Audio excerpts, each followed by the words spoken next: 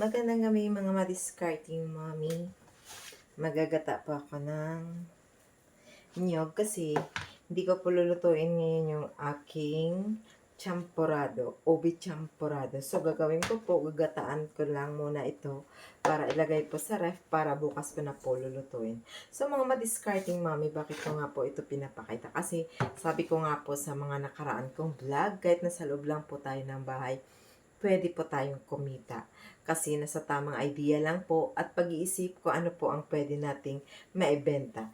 Tsaka pwede rin po tayo magpapa-pre-order po bago po tayo magawa ng ating mga merienda or ibebenta po. Pwede po tayo mag-alok-alok sa ating mga kapitbahay. Subukan nyo po muna sa mga kapitbahay lang po muna tayo. Maghahanap po tayo ng mga customer bago po natin ibenta po sa iba para magkaroon pa po muna tayo ng dagdag na mga puhunan.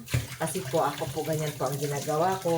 Una po ginagawa ko po, inaalok ko talaga muna po sa aking mga kapitbahay nang sa ganun po magkaroon pa ako muna ng benta at nang pag nakabenta na po ako, dadagdagan ko na po yung aking mga paninda nang sa ganun po ay maibebenta ko rin po sa mas marami pa po akong mga nakakakilala.